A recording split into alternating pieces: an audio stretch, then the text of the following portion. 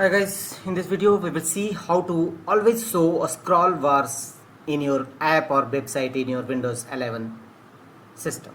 If you want to always show scroll bars in apps and websites, here are the process. Right click on start button and choose settings.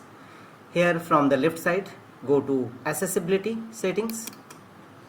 Thereafter go to right side and here click on the option visual effects. Click on it. Here you will find the option always show a scroll bars.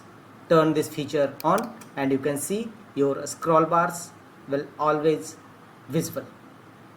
If you turn off scroll bars, then simply disable the toggle and you can see a scroll bar disabled. When you hover the cursor, a scroll bar will visible.